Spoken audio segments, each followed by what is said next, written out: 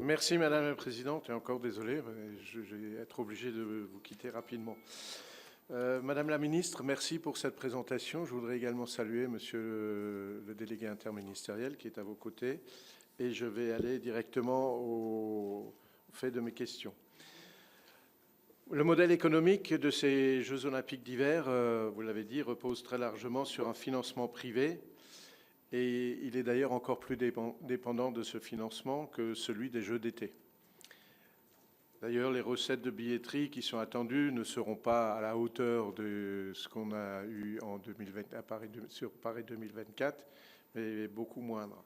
Il est donc légitime de chercher à sécuriser ces financements privés en garantissant aux différents partenaires une exclusivité dans l'usage des propriétés olympiques et en luttant activement contre le marketing d'embuscade consistant à utiliser ces marques sans autorisation. Cela étant dit, cette exclusivité soulève aussi une difficulté. Elle limite fortement la capacité des collectivités publiques à communiquer sur leur engagement et à valoriser leur action dans le cadre des Jeux. Nous partageons tous l'objectif de maximiser les recettes issues du secteur privé. Alors pour vous, quel semble être le bon équilibre à trouver entre les droits exclusifs des partenaires et la reconnaissance de l'action des acteurs publics?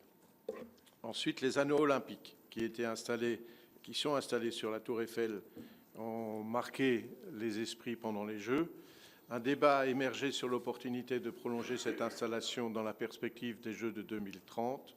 Pouvez-vous nous préciser quels sont les enjeux associés à cette décision et quelle est la position du CIO et à quelles conditions cela pourrait être envisagé? Et puis, on va parler de dopage, de lutte contre le dopage. Nous savons que la France en a fait une priorité absolue dans la perspective des Jeux de Paris 2024. Et aujourd'hui, nous savons également que l'Agence française de lutte contre le dopage a rempli largement cet engagement, en lien d'ailleurs avec l'Agence internationale de contrôle. Après les JO, nous notons malheureusement une baisse des moyens de la FLD, qui suscite une certaine inquiétude. Et je pense que la fin des JO ne peut pas le justifier, car le surcroît d'activités liées aux Jeux de Paris a été pris en charge, lui, par le contrat lié Paris 2024 à la FLD.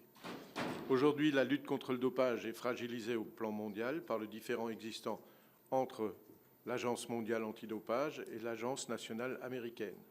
On voit aussi apparaître des compétitions où le dopage est autorisé, voire encouragé.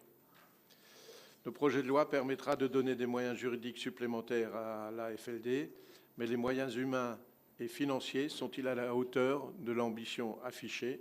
Et quelles leçons tirez-vous de l'expérience de Paris 2024 pour notre propre politique antidopage?